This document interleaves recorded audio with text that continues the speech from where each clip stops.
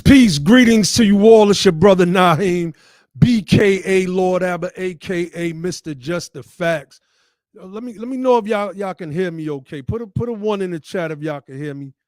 I was having a little bit of issues. I'm having some issues with my virtual background a little bit.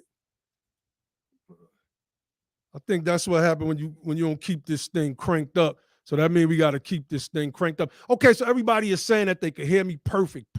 So, family, make sure first and foremost, let's do a little housekeeping. Hit that like button. Hit the like button. Share the video out. Let's get people to this conversation, or this is more of a educational piece. Well, I'm gonna run through a PowerPoint, and we're gonna flesh some basic things out when it comes to the Freedmen Bureau, the Freedmen records, etc. I'm still trying to get used to the glasses, y'all. So I might be adjusting them here and there. Matter of fact, let me start sharing the link out to a couple more people. I forgot to send my bros the link to the actual live stream in case they want to jump in. So, okay. So look, this is what we're going to do. We are going to run through an introduction to the Freedmen's Bureau's records. First, let me get a shout out to some of the fam that's in the building. First and foremost, BTP Riri, always on deck. Shout out to our sister Riri. Vince Jefferson just plugged in. What's good, brother Donald? On Cold Brother 83. What's up, fam? What's going on? I'm coming to get my bike back. That's what I'm talking about. He's in the building. Sister Kelly Pryor, who is also a member. That's the sis right there. Nevada Freeman is on deck. Body Butter Plug. Y'all make sure y'all check out Body Butter Plug. We're gonna have a discussion either tomorrow or Tuesday night on the Indian freedmen versus these pretendians, right? So when there's somebody that's really connected to one of these freedmen tribes, well, these Indian freedmen tribes, let's just say that's going to be interesting. So y'all make sure y'all, if you haven't subscribed, hit the subscribe button first and foremost.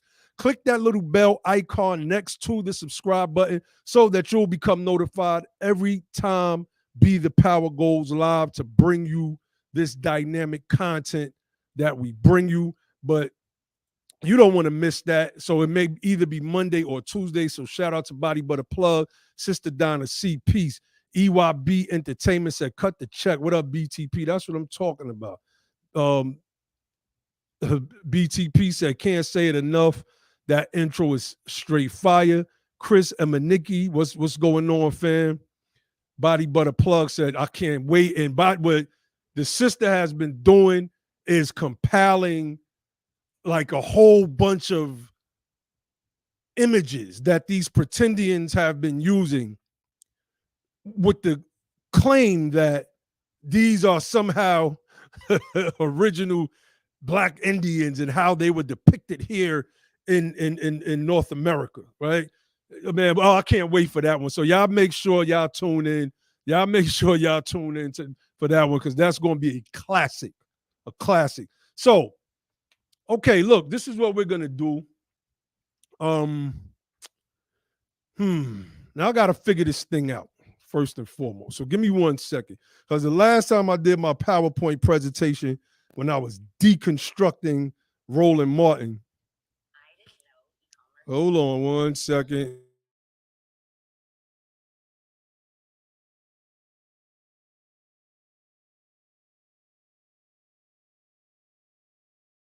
Yeah, I had the wrong screen up that last time.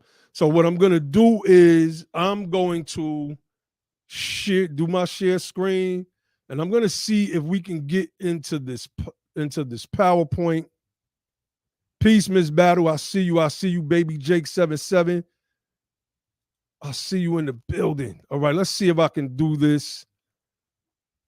Let me put this down here. So let's see what happens when I go to full screen.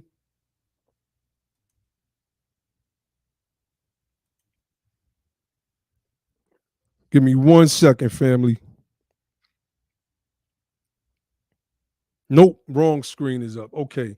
So I need to figure out how to just get to the PowerPoint without. Just give me 1 second, y'all. Window. I think I have to do it this way.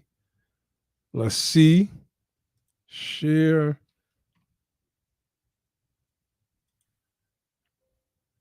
One second. No, it's still not doing it. Oh, wait. Nope. There we go. There we go. Okay, perfect. Perfect. All right. So we're doing an introduction to the Freedmen Bureau's records presented by Be the Power in conjunction with the United Sons and Daughters of Freedmen. I'm going to try to monitor and make sure that my face is not in the way because I noticed that I'm situated in the lower left-hand corner of the presentation. So, because I don't want to block out any of the words. All right, so let's start this thing, fam. And I'm not going to be able to see the chat while I'm doing this because both of my screens, my monitors are taken up. So let's get to it. Let's get to it.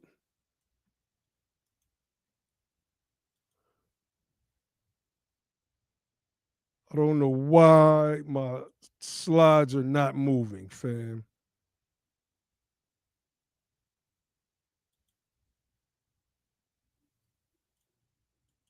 Okay, there we go. There we go.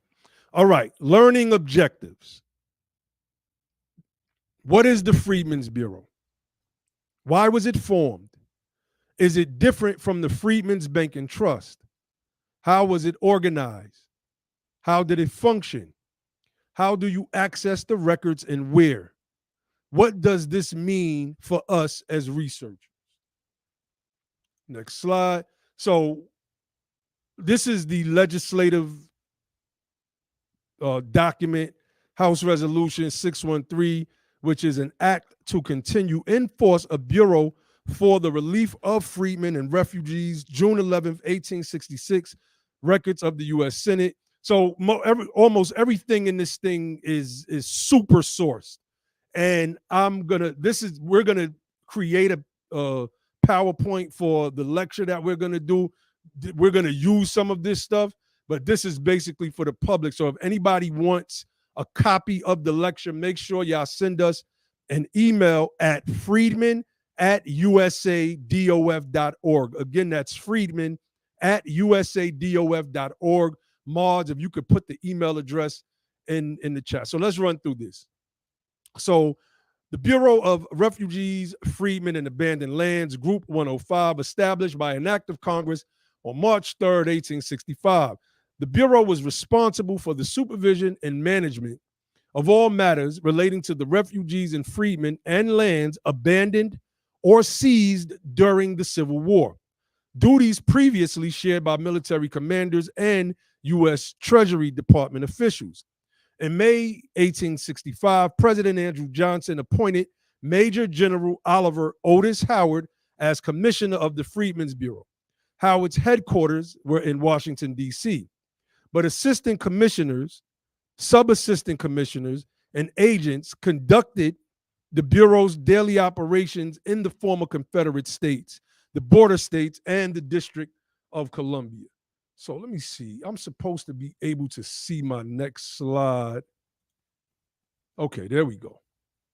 There we go. The Bureau of Refugees, Freedmen, and Abandoned Lands. The bulk of the work done by the Freedmen's Bureau was conducted between June of 1865 to December of 1868 before it was officially ended in 1872. Bureau functions included issuing rations and clothing, operating hospitals and refugee camps, and supervising labor contracts between planters and freedmen. The Bureau also managed apprenticeship disputes and complaints assisted benevolent societies in the establishment of schools, helped in legalizing marriages entered into during slavery, and provided transportation to refugees and freedmen who were attempting to reunite with their family or relocate to other parts of the country. As Congress extended the life of the Bureau, it added other duties such as assisting freedmen, soldiers, and sailors in obtaining back pay, bounty payments, and pensions. And many of the sources where that I have quoted here are in this document. I kind of did a rush job and I should have put a little bibliography together. So excuse me on that. Okay, the Freedmen's Bureau versus the Freedmen Savings Bank and Trust. You know, some people get the two confused, so we want to clear up some of the confusion. The Freedmen's Savings Bank and Trust was started by an act of Congress March 3rd, 1865, the same day the Freedmen's Bureau was created. So they weren't the same entity. The intention of the trust was, as the freedman statesman Frederick Douglass put it, of instilling into the minds of the former slaves, quote, lessons of sobriety, wisdom, and economy, and to show them how to rise in the world. Those words ring powerful, as our group have remained economically glued to America's bottom. They made sure that our rise in this country as a whole people was very minimal, and they pointed to the few of us who were able to acquire some wealth and say, look, he or she did it, why can't you? As if everybody could play basketball or rap, etc.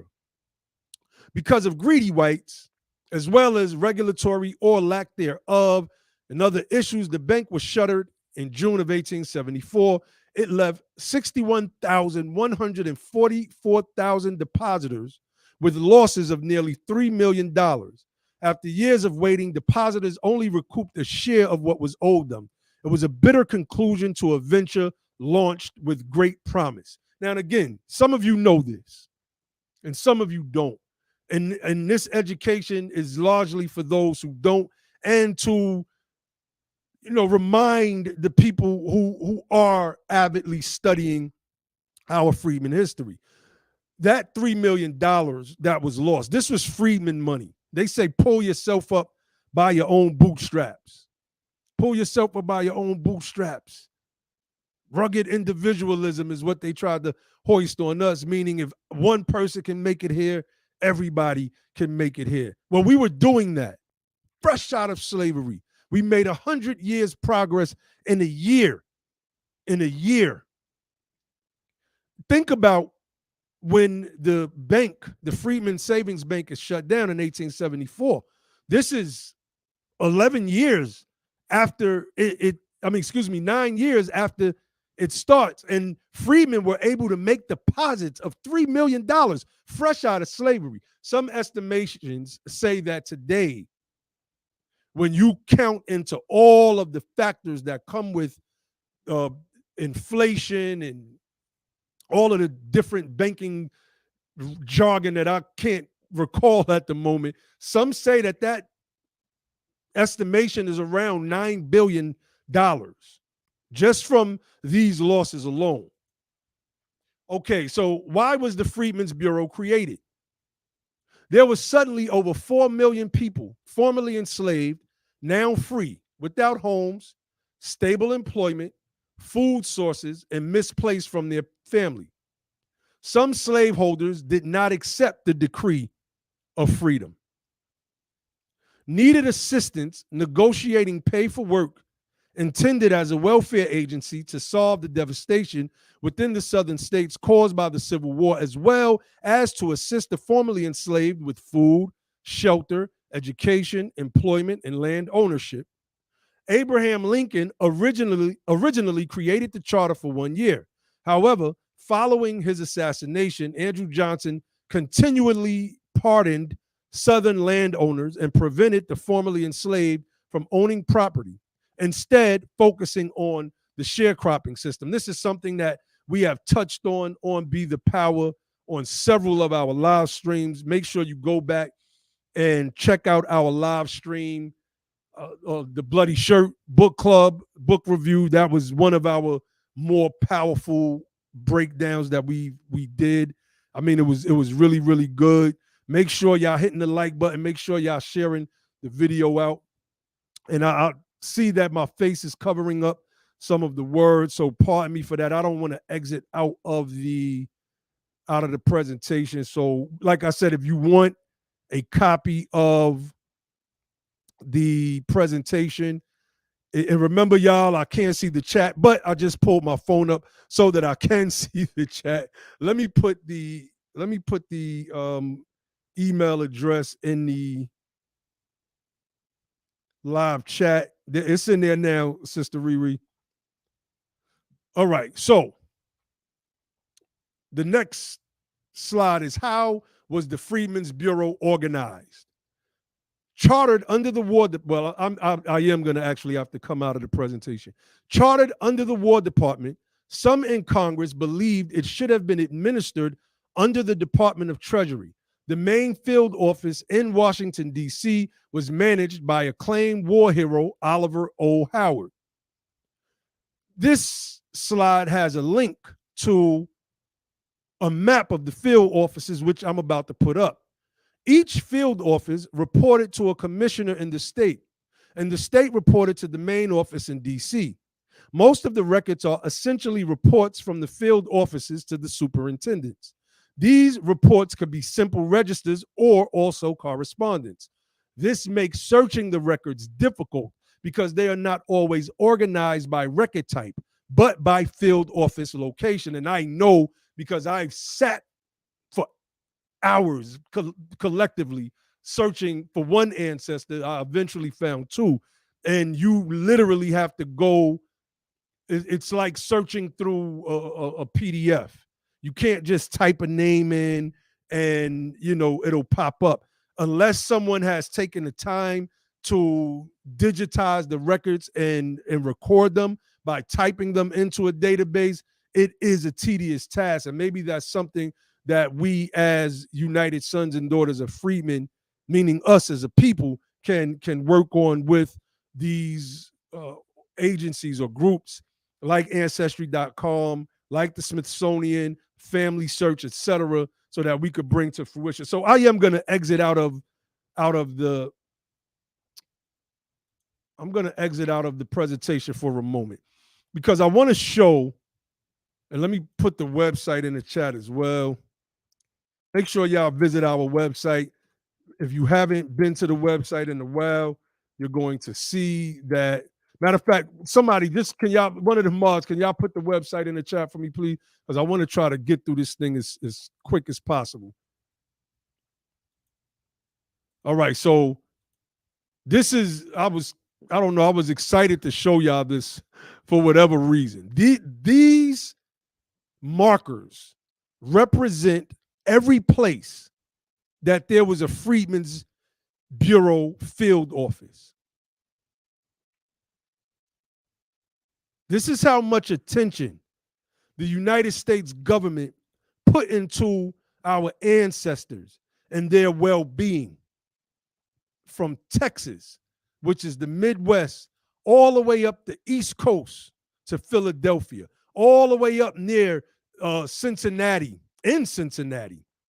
Louisville, Kentucky, Evansville, Nashville, Tennessee, all over. Look through the map. Let's go to the East Coast. Look at Georgia. Look at that sea line right there, because that's vital. This is where the initial 40 acres was supposed to go. Look at South Carolina. Look at all up the eastern seaboard. We see that these field offices are plentiful.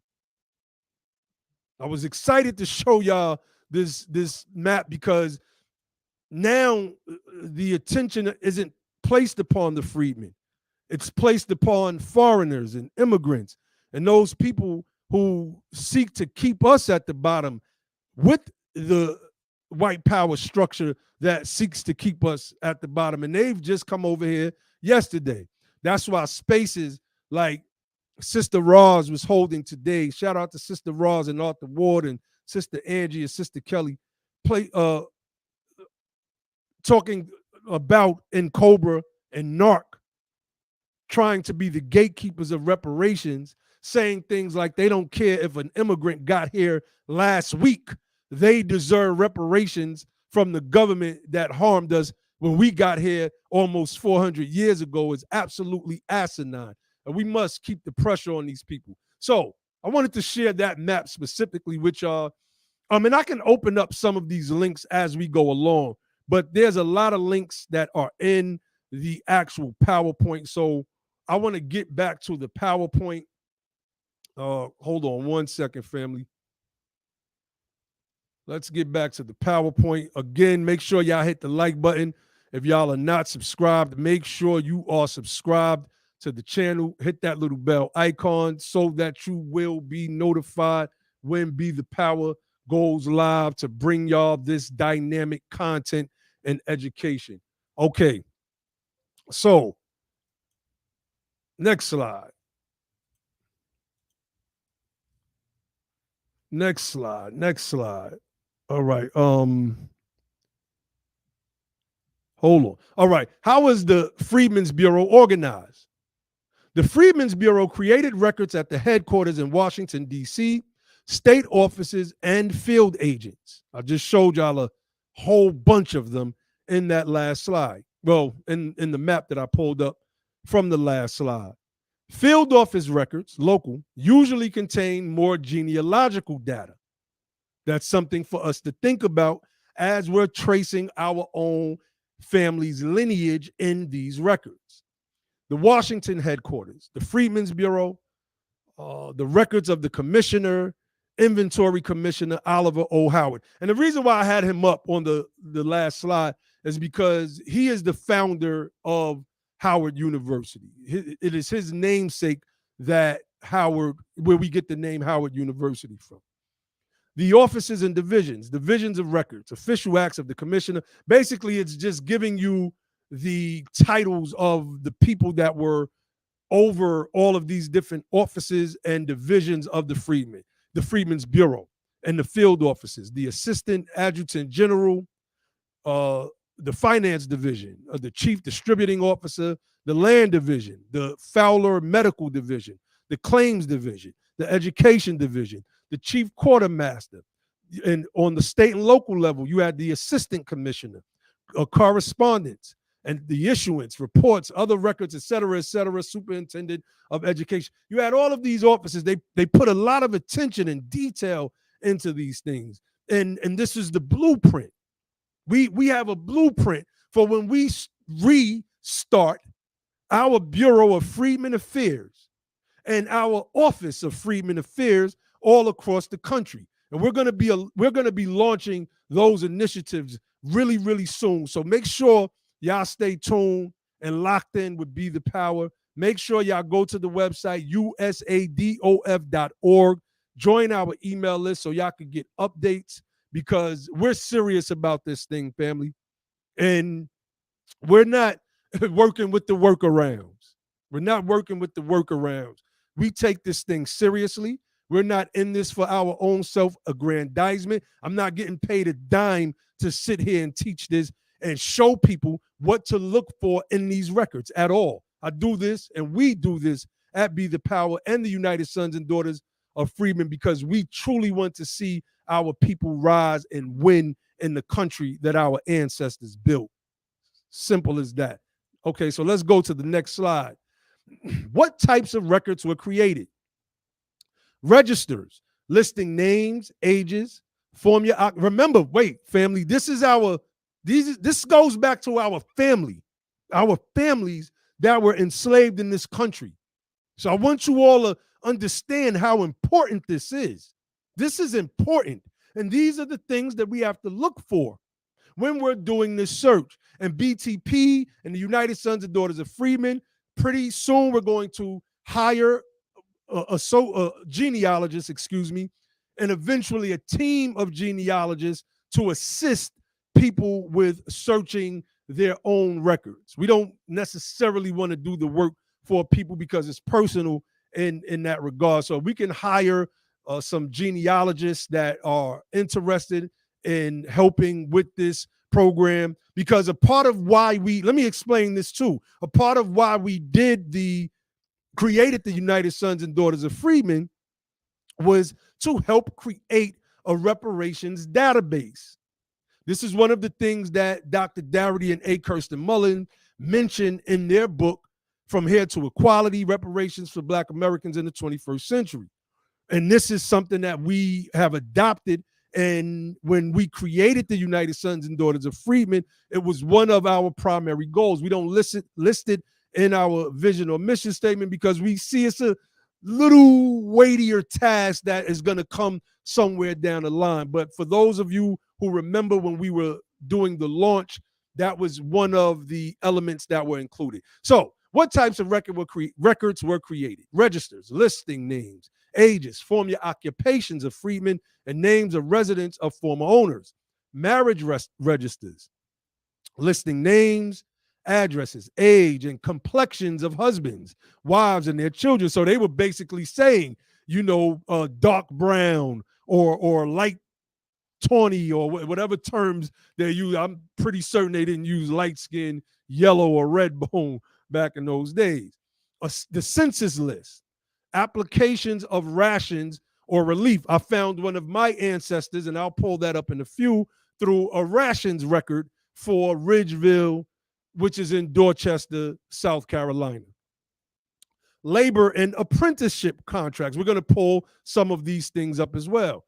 Back pay records, a register of complaints.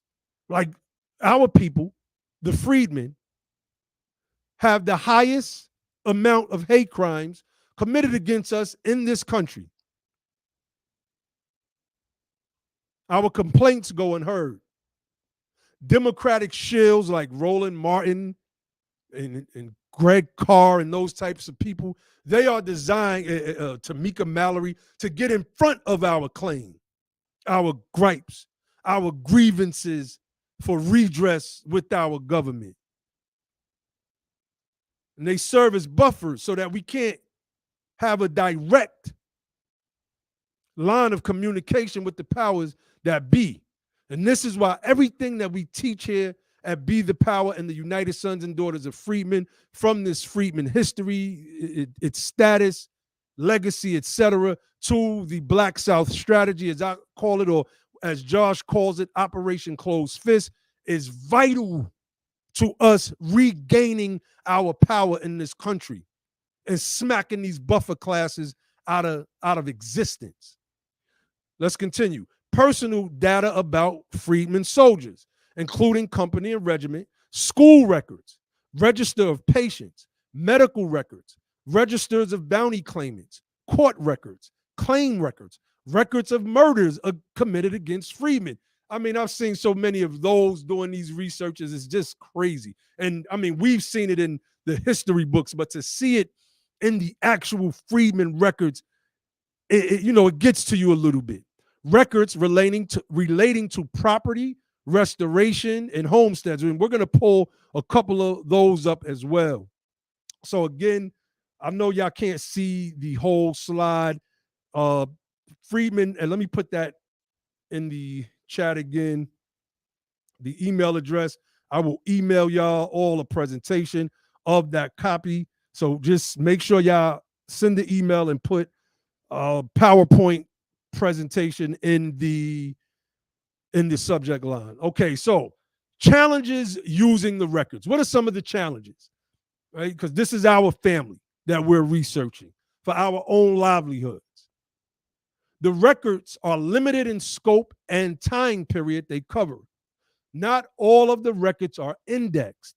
Some record collections can only be searched image by image. And I'm telling y'all, that is a daunting task. One of my peeps hit me up that I grew up with when I posted about when I found my family. He was like, "Oh, yo, could you do a search for my family?" I was like, bruh, no, this is something else, bruh. You gotta sit there for hours and do this thing. I was like, we're gonna put something together though, and we're gonna offer that as a service for the people, because I don't have the time to sit there and just search through somebody else's family records, man. It was daunting enough doing my own.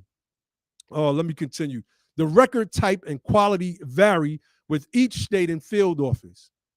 Individuals may have changed their names, right? Some people got married. Some people just was like, yo, F these slave master names.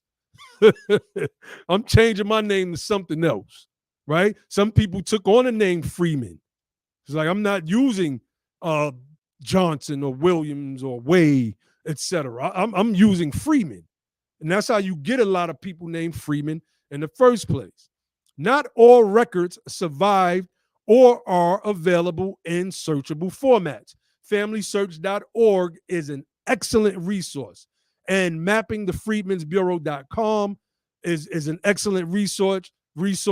Reading the descriptive pamphlets is essential to understanding the records you are researching. And I might come back to that because I actually have that pulled up in the browser. So what type of records are we looking for? I just named some of them. So I want to give you all some of the examples in this presentation. Contraband camps, right? So there are records of contraband camps. And those of you who know about the contrabands, basically these were those that escaped slavery, number one, and when the Civil War was breaking out, found refuge in these camps. So this is one of the places that we can look. And I don't know, I might go through it and put the links, all of the links in the chat one by one. I'm not sure yet. It just depends on what time we get up out of here. I just wanted to do this presentation and talk to the people a little bit. Y'all know how we do. So anyway, this image, a group of quote unquote contrabands at Cumberland Landing, Virginia, courtesy of the Library of Congress. And it has the indexed record, like where you can find it yourself, LC-B811-383 at the bottom of the picture. I don't know if you can see it in the lower left-hand corner. You actually see written 383, right? So these records are there. These are our families. You never know. One of our own ancestors could be right in this picture right here. Remember, your family tree blossoms up the more you go up and trace your lineage. One of our ancestors could literally be in this picture right here, family. Their names are listed in the records, in a repository. The University of Pennsylvania has this contraband list. That link is up there. So we're going to get this work done. We're not playing with these people. Okay, one of the Freedmen hospitals. The Freedmen's Bureau existed for only 4 years, but during that time, a movement was started that paved the way for some 90 new hospitals for freedmen and other healthcare facilities.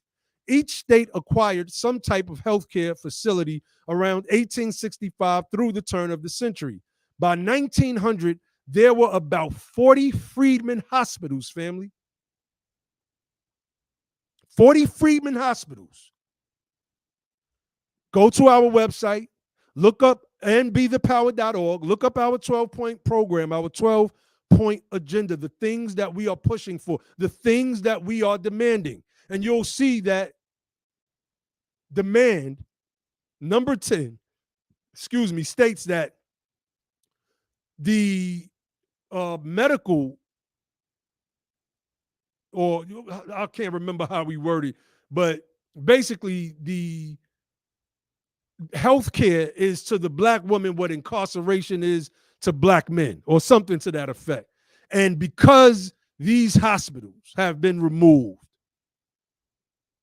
black women are what, 4 to 5 times more likely to die. Freedmen, let's be specific. Freedmen are 4 to 5 times more likely to die during childbirth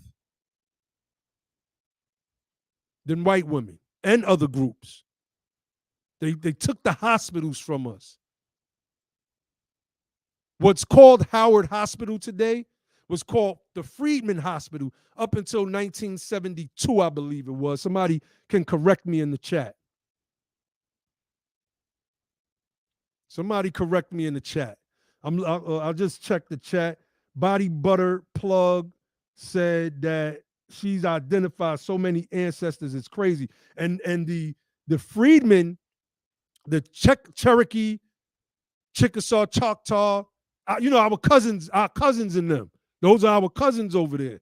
Their records have been well preserved as well. And we're going to bring Body Butter Plug on, and we're going to have a conversation about that either tomorrow night or Tuesday. So y'all make sure y'all stay tuned to that.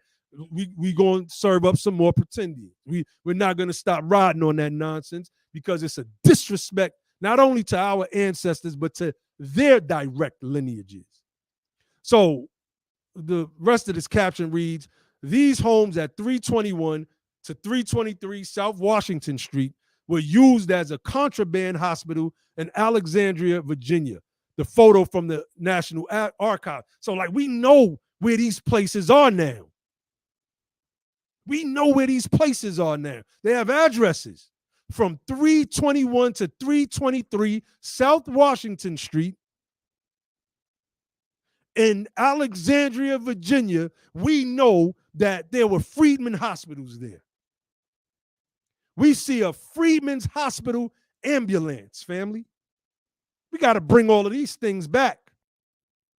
We need new Freedmen's hospitals in every state of the union, in every city, at least every major city.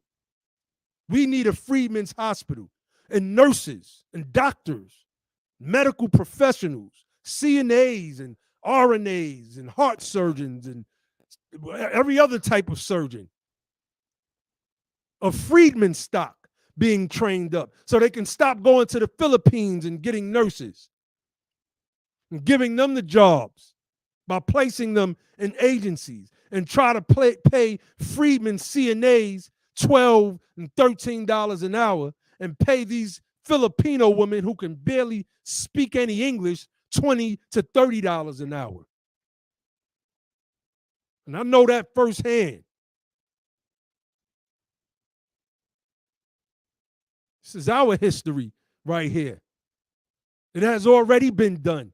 We don't have to reinvent the wheel. We don't have to hold spaces for hours and hours and hours guessing and being pontificates about our history. The truth is right in front of your eyes. Look at that Freedmen's Hospital ambulance, family. Let's go, man. Freedmen schools. Again, I want y'all to understand what I'm running through right now is some of the type of records. Contraband camps records, hospital records. And now we're at the Freedmen school records. It says it right there, family. Freedmen's school. These liars that be out there talking about freedmen were white people too. The status of freedmen was never given to white folk. Never. The only white person in this image is a teacher, is one of the teachers, because we were people that just came out of slavery. We didn't know how to read. We didn't know how to write. This is the Freedmen School at the James Plantation in North Carolina, 1866. We built a school on one of them devils' land. Built a school on their land. Taught freedmen children. Some of these same schools produced some of our greatest minds, or were the parents of some of our greatest minds, our W.E.B. Du Bois and A. Philip Randolphs, et cetera, et cetera. Well, yeah, some of these schools, yeah, because some of them did go to, I'm trying to think of some birth dates and make sure I ain't messing up no dates, because many of them were either born or born shortly after this period. So I think some of them were born into slavery, some of them were born after slavery, but y'all get where I'm going with it. So let's get to this next part. I want to read this thing about the teachers real quick. In Georgia, for example, by late 1866, the freed people were fully supporting 56 of the state's 100 black schools and half of their 113 teachers. This was done by the collective effort of the Georgia Education Association. Go back and look at our 12-point program. I can't remember which point it is exactly on the program, but it's one of the things, that we are demanding: quality education, quality school facilities. Oh yeah, and we're gonna get these things, family. We are going to get these things. In Georgia, for example, let me read that again. By late 1866, the freed people were fully supporting 56 of the state's 100 black schools and half of their 113 teachers. The freed people were doing this. You give us the opportunity. Come on, man. You give us the opportunity, we're going to shine. Go look into the mutual aid societies. When those freed people went into the North, those freedmen went into the North, they took their resources with them and started setting up these mutual aid societies to help their people. That's why people talk about the entertainers and the rappers and the sports players today, because we come from a history of when our people got it, they made sure that they gave back to the community. Simple to see. And the references to this are on this particular piece, and some of the other references are cited. Like I said, I did a bad job at doing a bibliography on this, so forgive me for that. But like I said, I will send you all the PowerPoint, and you all can see these references and research them for yourselves. Let me continue. Because the South believed that Negroes would be made better people through education, and because it feared the kind of education in the Northern missionary that the Northern missionary teachers would give, many Southerners immediately following the surrender advocated teaching the freedmen. This this comes from a book called The South During Reconstruction that was written in 1940. Well, we know what type of education the South gave, right, y'all? That good old Daughters of the Confederacy teaching, where slavery wasn't a bad thing, and we live happily, happily alongside the slave master, eating the same meals that he ate and laughing and chucking it up while sipping mint juleps. Anyway, let's read the next one. The threat of educating the freedmen in this quote unquote Northern style was often seen as unsettling, demoralizing. Quote, when the Negroes thus educated and enfranchised voted against the white man's interests, violence broke out against Negro schools. Northern teachers were driven out and schoolhouses were burned. See, we got politically educated with the education. We learned civics in the school. You let the Confederates take over the school system from the South to the North, and we are the weakest group in civic education per capita, I believe. Let me say. We are the weakest group. Even immigrants come over here and get a basic learning of the functions of our government. Shout out to my BETHEPOWER team that's in the building. Brother Logic, I see you. Brother Ali is in the building. Brother Josh, Brother Grimm, Brother Ibrahim. Shout out to the family, man. Make sure y'all hit that like button. Make sure y'all sharing this out. We teaching. This is what we do over here. This is what we do. All right, the last one. Despite the untimely dissolution of the Freedmen's Bureau, its legacy influenced the important historically black colleges and universities, HBCUs, which were the chief institutions of higher learning for freedmen in the South through the decades of segregation in the mid-20th century. Under the direction and sponsorship of the Bureau, together with the American Missionary Association, in many cases, from approximately 1866 until its termination in 1872, an estimated 25 institutions of higher learning for freedmen youth were established. Look at the condition of our people right now, family. See, they tout, people like Obama have always touted education, the anti-reparationists. The first thing that they run to. The first, when you bring up repairing our people, and the first thing that they say is education, it shows that they don't want us to be fully repaired. Because with the proper resources in the 1860s, look at all of these schools that were built. Look at all of these schools. 25 institutions of higher learning for freedmen youth between 1866 and 1872. Government, why did y'all let that crumble? Why wasn't this expanded? All up and down the East Coast to the West Coast and all points in between. We wouldn't have this education issue. We wouldn't have a crime issue if, well, maybe we got reparations in the form of our 40 acres. And we were able to till the land as we were doing when we were making deposits inside the Freedmen Savings Bank, Freedmen Savings and Trust Bank.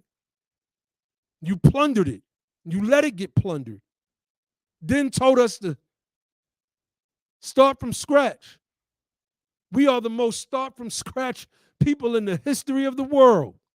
Not anymore. Not anymore, family. Let's go to the next slide. Records, right?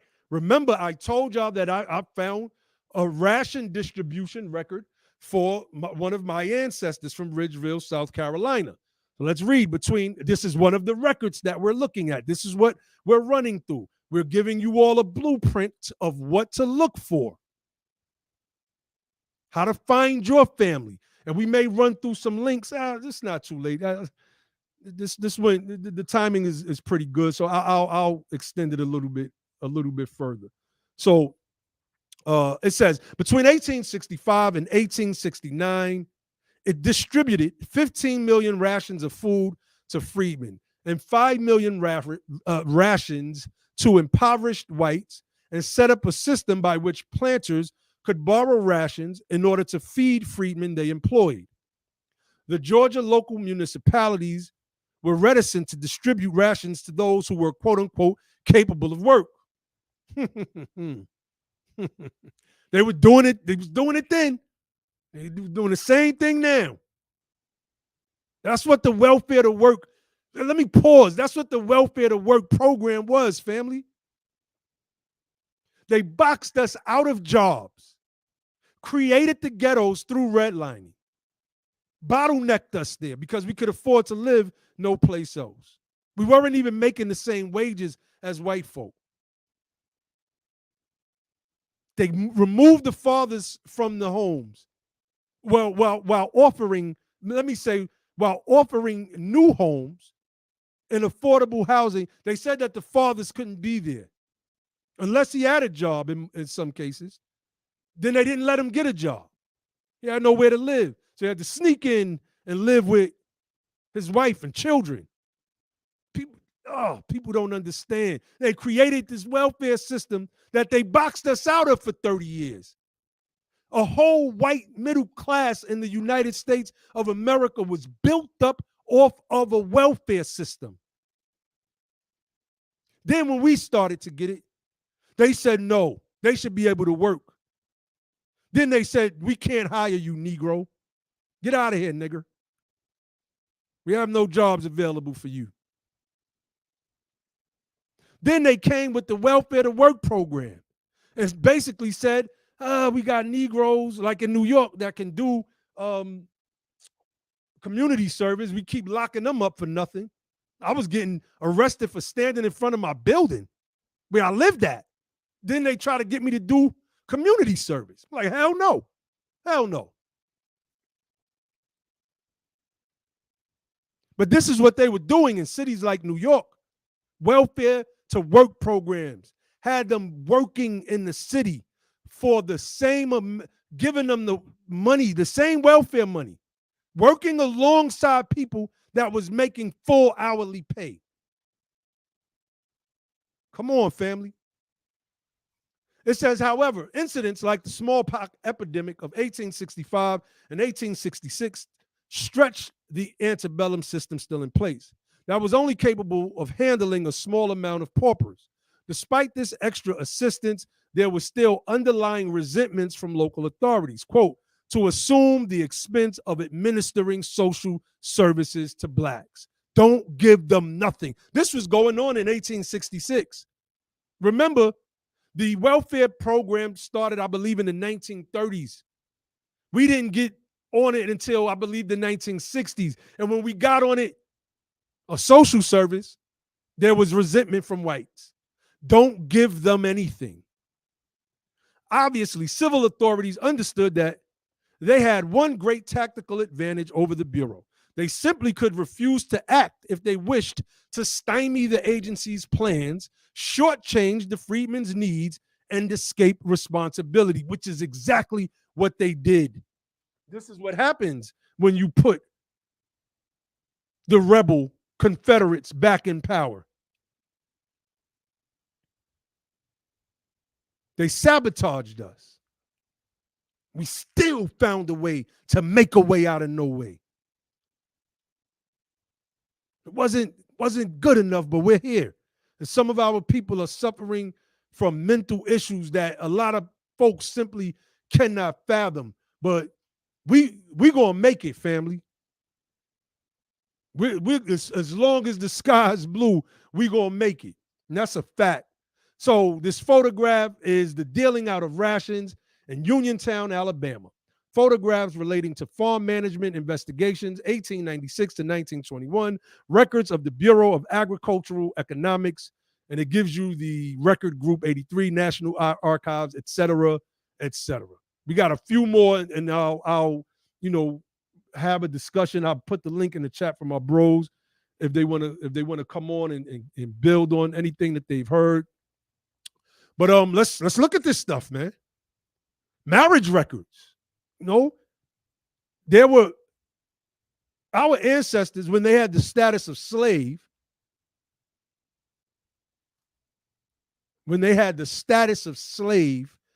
were getting married on plantations, but these marriages weren't legally binding. And as I noted in the beginning of the presentation,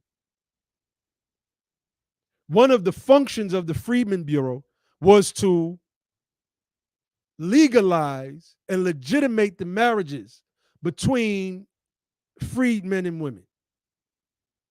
So let's read marriage records. While the primary focus of the Freedmen's Bureau was to provide relief and assist freedmen in becoming self-sufficient, the Bureau was also interested in solemnizing marriages that freedmen had entered into during slavery. Slave marriages had no legal foundation. I guess I basically said that. Couples who resided on different plantations were only allowed to visit with the consent of their masters. Ain't that something? And then usually the master was having sex with the wives and then would go send them to the husband. Cruelty that we've gone through in this country. And this was just another of them. Oftentimes without the benefit of clergy, the marriage ceremony in most cases consisted of the slaves simply getting the master's permission and moving into a cabin together. When freedom came, many sought to remarry and solidify long-standing relations, while others attempted to marry for the first time. They all sought help from Union Army clergy, Northern missionaries, and the Freedmen's Bureau. As in Alabama, Bureau officials in Florida, Georgia, North Carolina, and Texas informed freedmen about the laws relating to marriage for each respective state. However, except for an undated report of marriages and marriage licenses and certificates found in the records of the Office of the Commissioner for Florida, there's no evidence among Bureau files that indicate officials in Florida registered freedmen's marriages. Neither is there evidence in the Bureau's records indicating officers in Georgia and Texas registered marriages or issued licenses and certificates. There's a link at the bottom. Y'all know how we do. We sourced up. Be the power. Mr. Just the Facts is in the building. My brother Logic told me I had to change my name. I ain't going to tell y'all what he said. It was due to some of that Twitter stuff. But anyway, labor contracts. Again, these are some of the records that we could look for. Like these are links and images to the actual labor contracts. The Freedmen's labor contracts, which the Bureau assisted in drawing up, consist of agreements between freedmen, laborers, and planters stating terms of employment such as pay, clothing, and medical care due the freedmen. The part of the crop to be retained by him, and whether a plot for growing subsistence crops was to be provided. The reports of contracts made were submitted by subordinate officers. Like we have to get back into this thing, family. I'm coming to get my bike back. Said you can't tell us half the story. I gotta keep that one. I gotta keep that one in my suit pocket, you know. But yeah, like this Freedman, like I said in my tweet yesterday, this Freedman thing of ours is not no social club. It is not no hashtag. It is not anything of the like. Honor Sister Kelly for the contribution to the platform. I don't have the screen up, so I can't pull it up, but I will read it. It says, "Thank you, BTP, for your thoroughness and dusting off the already existing freedman status of our people. The ancestors are really working through all of you. Honors to you, sister. I am deeply humbled by your words, and you know, you are definitely one of the sisters that are in this fight that I respect. You know, you see that we have to work together in order to make this thing move. There are a lot of people in this movement who are just workarounds. You see their names in every new thing that pop up, and they're putting out some flyer or some other nonsense, and they won't come consult with us, which is crazy because it's not just the fact that we, you know, as you said, dusted this thing off, but we know what the hell we're talking about. And that's why a lot of people really just hate on us. And we're men, first and foremost. We're men, upright, independent, and fearless. And some people don't like that. So I give honors and respect to all the sisters that rock with Be the Power and the United Sons and Daughters of Freedmen. I give honors to you. So, you know, these are some of the records, labor contracts, etc. Sister BTP, Riri, you already know what time it is. You already know what time it is, fam. All right, these are transportation records. I forgot to highlight transportation records, put it in bold. It says some freedmen were issued train or river tickets to reunite with family members. And this is the text of that particular transportation record. Like, we got records, family, with names. We got a lot of things to look at. It says, let me see. Free woman's daughter was sold from Georgia to Galveston, Texas. This is what the letter says. Nellie Carmichael, freed woman, speaking of the woman, our sisters, United Sons and Daughters, let me continue, states that her daughter, Alice Hurd, was sold from this city before emancipation to Galveston, Texas, where she now is in a destitute condition. She can be found in Galveston by addressing her through the post office. I would recommend that as her mother is in comfortable circumstances and able to support her, transportation be given her to this city by the proper authorities in Galveston. And this comes from the records of the field offices for the state of Georgia Bureau of Refugees, Freedmen and Abandoned Lands, 1865 through 1872, microfilm publication. The records are there. These are our records. The midwife, I see you, and all the sisters in the chat that I can't see. Shout out to the sisters that rock with the real, because we rock with the real. We rock with the real. And of course, census records, right? Census records are vital, and we have a lot of the census records housed on places at ancestry.com. This one is from Alabama. So this is the census or the colored census of Huntsville and Athens, Alabama. And maybe that's something that can be just searched out as well. Colored census, excuse me. Huntsville and Athens, Alabama, circa 1865. Census of freedmen residents at Huntsville and Athens, Alabama, circa 1865, listing name, age, sex, street, former owner, that's key, occupation, and county. Alabama, Huntsville, and Athens. Because, you got a lot of people, pretendians, that claim that, our people wasn't slaves and we wasn't brought over by ships, etc.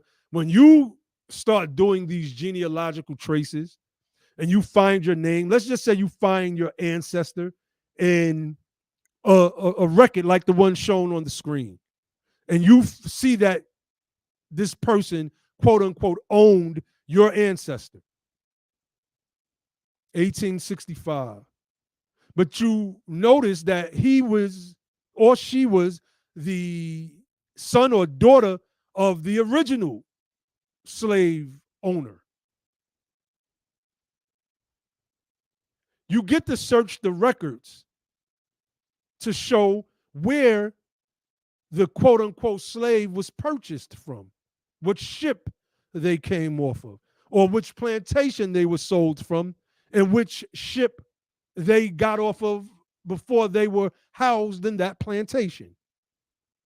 This ain't rocket science insofar as understanding it. Doing it, yeah, that's another subject. We're going to need some genealogists and stuff to do it. But the understanding of it, come on, man. This is why we teach over here.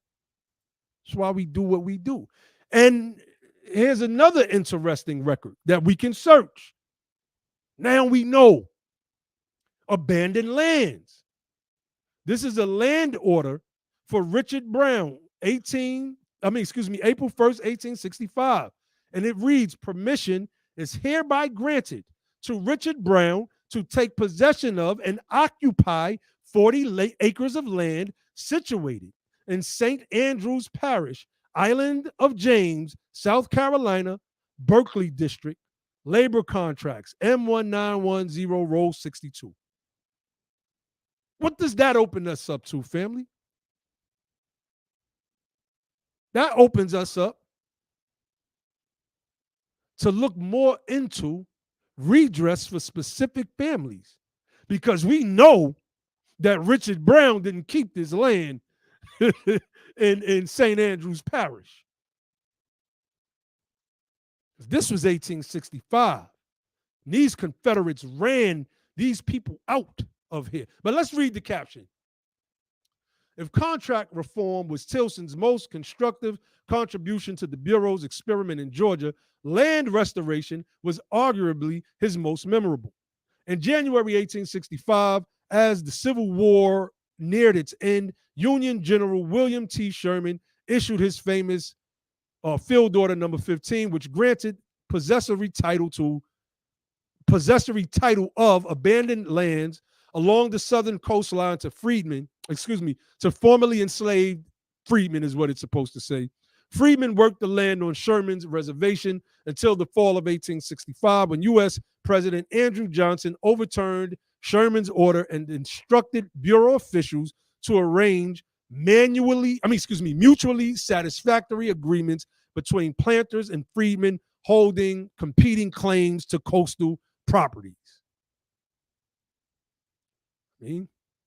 Though Bureau agents in Georgia moved slowly in hopes that Congress might intervene, the unenviable task of restoring coastal land to its original owners ultimately fell to Tilson. Remember, for those of you, we spoke about this on this channel. We spoke about it at the behest of African American Bureau agent Tonice Campbell. I'm excited, so excuse my little slip ups of the tongue. This Freedmen thing just gets me pumped and charged. At the behest of African American Bureau agent Tonice Campbell, Headquartered on St. Catherine's Island, many freedmen resisted the agency's efforts. But by the summer of 1866, land restoration was all but complete.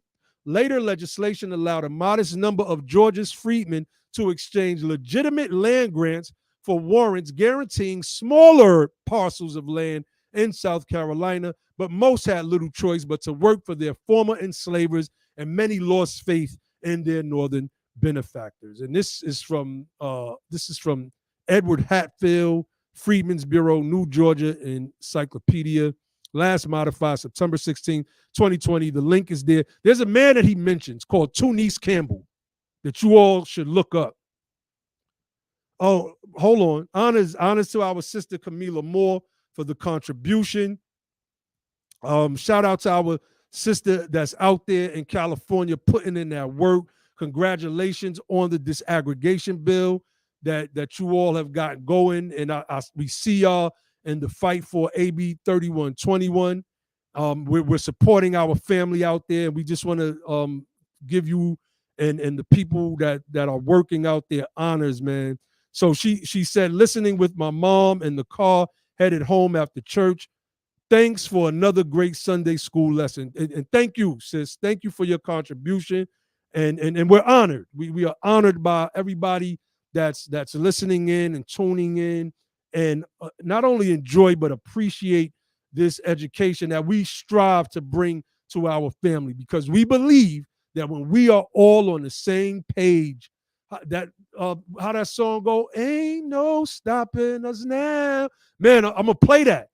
I'm gonna play that soon. We got some things working for Juneteenth. We don't want to put nothing out yet, not just yet, but we're gonna put something out soon. So y'all stay tuned to that, and it's gonna be in a very Freedmen centered location. I'll put that out there without giving too much away. But look, I want you all to look up Tunice Campbell, Tunis Campbell. He was the Freedmen Bureau agent that was headquartered at St. Catherine's Island in South Carolina. This man had a 400-person bodyguard unit. And he's a part of, was a part of what's called the Original 33.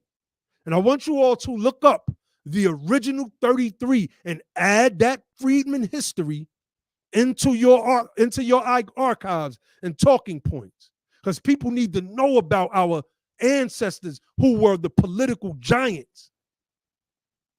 The Original 33, like this is going to be woven into the symbolism of our new Freedmen thing as we move forward. And some of our Freemasonic brothers, specifically our Prince Hall brothers, could give or have a greater understanding and give a better breakdown of how that 33 works to whatever degree that they can. Because, we know our brothers are held to some secrecy on many of those issues. And I'm going to end with this. Thoughts in Georgia. This is Georgia because I'm in Georgia right now, although my family is from South Carolina. And like I said, there's so many links in the PDF. The PowerPoint. Again, let me put the email in the live chat, and I want you all to request a copy, put PowerPoint presentation in the subject line, and I'll get it to you. So, I was trying to sing Sister Body Butter Plug. I actually have a daughter that could blow. She could blow. I tell her that she gets that from me. Well, I can't technically sing and hit all the notes. I can sing, I think. All right, anyway, thoughts in Georgia. Assistant Commissioner David Tilson of Georgia announced, quote, rations will not be issued or other aid given to able-bodied refugees or free people who are offered or who can find opportunities to labor for their own support and who neglect or refuse to do it. Tilson also described to the idea that they were building a new Georgia, wiped of its past. that no freedmen, quote unquote, deserved land. Instead, they must work, earn a wage, and save in order to purchase land.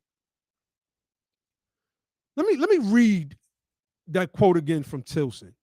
Rations will not be issued or other aid given to able-bodied refugees or free people who are offered, who can find opportunities to labor for their own support and who neglect or refuse to do it. Georgia was one of the first states, family. Georgia was one of the first states to open up after the pandemic. It cut off unemployment, thousands of people. And many of the people that were largely affected were the freedmen. Make sure y'all visit our website, usadof.org. Shout out to our honorable ancestors and the term that we've come up with at Be the Power and the United Sons and Daughters of Freedmen, our patriot saints, Hiram Rebels, Blanche Bruce, and I mean, you know, the man in the middle. Yeah, I mean, do I need to say Frederick Douglass's name? But Georgia was one of the first states to get the people back. They didn't care. Go get the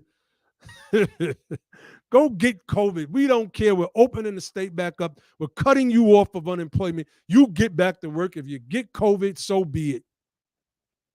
Say we're watching mirrors today of what happened during those times. That's why disaggregation is vital. That's why disaggregation is vital, especially in places like New York, California, even though it's my desire to have my people come from those places. Like I said, it's not an overnight thing. Maybe 5, maybe 10, maybe 15 years from now, still got to fight where you are. But while you're there, disaggregation. And then on the federal level, disaggregation is 10 times more important. You got to make sure that we're getting our just due and what's rightfully owed to us as a people. This freedman status of ours is everything. It is everything, family. So I'm going to stop the screen. I'll put the link so my bros could join if they want to come in. I'm trying a new glasses look, y'all. So, you know, this is my new look. I got 2 pair. I'm trying. I don't like how the glare from the screens and the lights coming on. It is what it is. So before I go in a little bit more, I'm gonna put the link in the chat so the bros could come on. And if they want to, of course.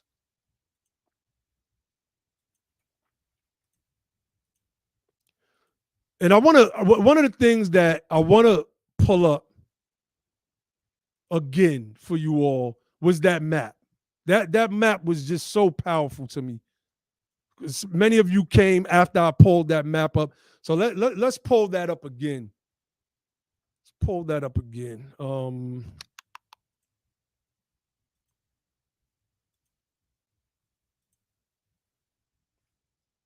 This is a map of the field offices that were established by the Bureau of Refugees, Freedmen, and Abandoned Lands. These are all of the field offices, family. Look at them. This is what the government did for us.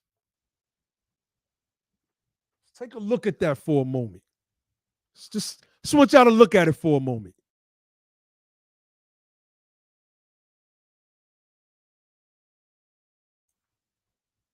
It's key.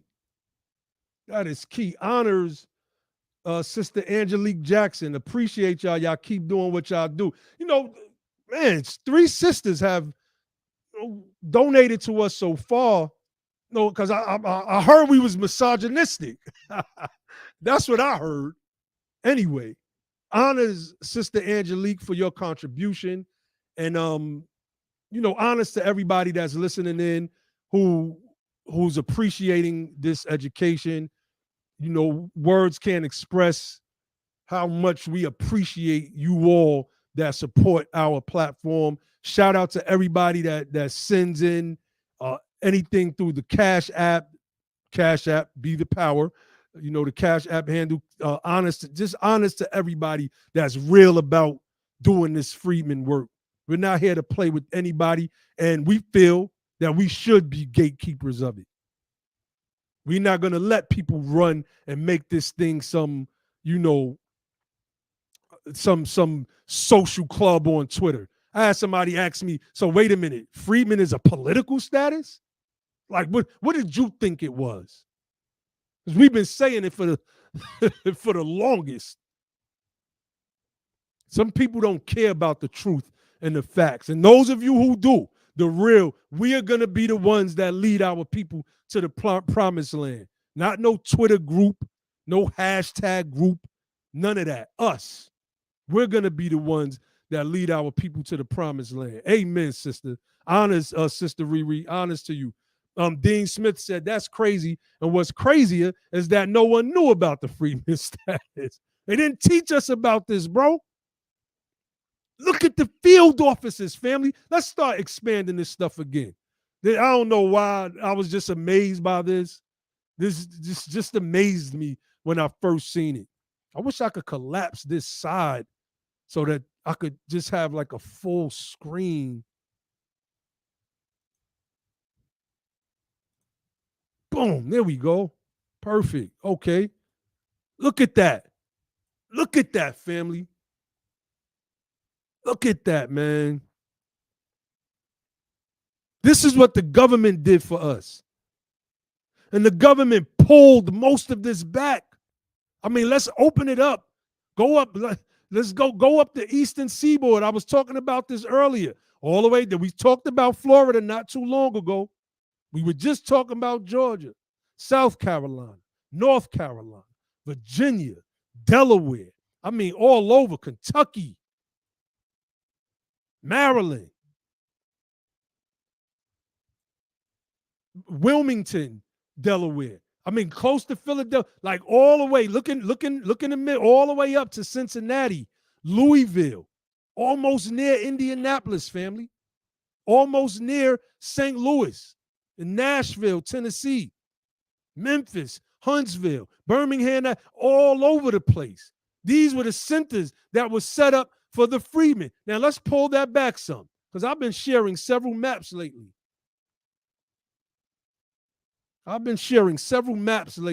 Talking about the Black South strategy. Doesn't this look like, think, family, doesn't this look like the maps that shows the concentration? Let's pull it up. Let's pull it. I want you to keep that in mind right there. I want y'all to keep that image in mind right there. I'm going to pull up an image from today. Today. Watch this. Hold on. Bear with me, family. Watch this. Show people, man, we ain't playing with this thing. We are not playing with this thing. All right, let me come out of this. Let's come out of this. Now watch this. Watch this map right here. This is a concentration of our people here in the United States of America. It's all mirrored, all of it. Our treatment, everything. Everything is mirrored.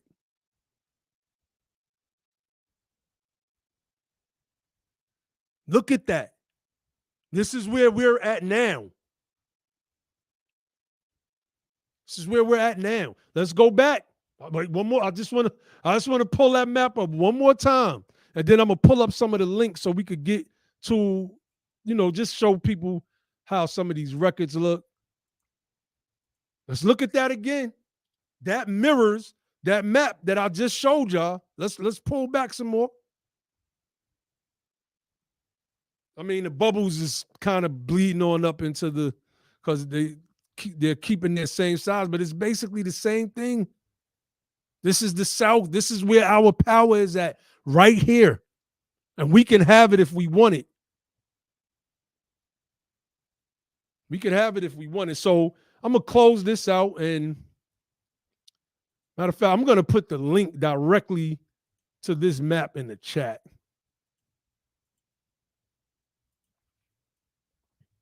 Stop screen. Let me see. What else did I want to pull up? Did I want to pull up anything? I don't know. Everything is in the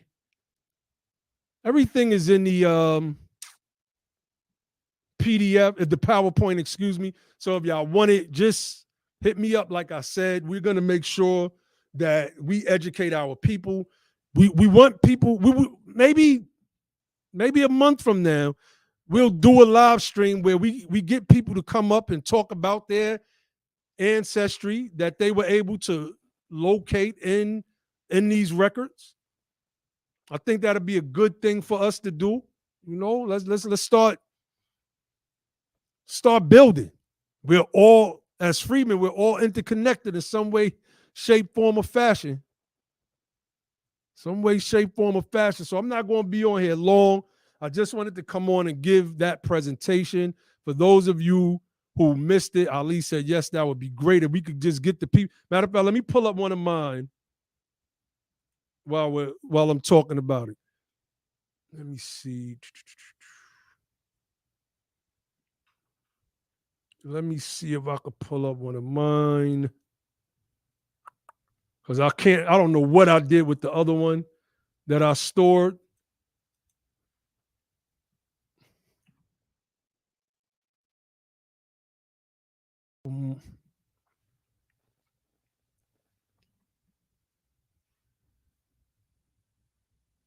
All right, so this was not the exact one that I wanted to pull up. I think I saved it as a picture. There we go. There we go. All right, so let me share this. I want to show you all what I was talking about earlier. So it says that you have to go through all of these records. Ooh, I sat there for hours going through this stuff because you're trying to find your last name and the name of ancestors of whom you know.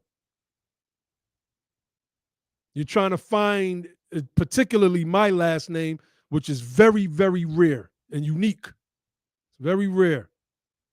So if you notice, let me blow this up right here. Roll 99, Target 2, Ridgeville. Letters sent, transmitting amounts due for rations issued. Remember, I said earlier, I found an ancestor. This is where my family is from, Ridgeville, which is in Dorchester, South Carolina. Letters, and it says the following series for Ridgeville are missing. Letters and receipts received from June 1868, January 1869. Journal of business carried on June to September of 1868. Accounts received for payments circa September 1868. They kept meticulous records of our ancestors, family. Scroll down. An ancestor, Andrew Wade, Ridgeville, on the ration sheet. And I should have put the whole thing up because it shows what his ration was, what he received. And I believe he was a chef. I showed it live one time when we were on. I was looking for another ancestor as well. I actually found that ancestor as well. That one I know is my great, great, great grandfather. I mean, we got it. We got this thing, family. Ain't no guessing game over here. We don't got to make up stuff about our lineage and who we are. None of that stuff. We got it. This is ours. We have everything we need right now to move forward. We need better political education. We need people that's going to run for office who are serious about running for office, serious candidates who are willing to learn, who are really, really willing to learn what to do, how to put a campaign team together with campaign managers, et cetera, et cetera. not doing social media tours, because that's not where the fight is at all. Those of you who are ready to do that real work, get up with us. Get up with us, because we've inspired some of these so-called reparationist candidates. We've inspired them.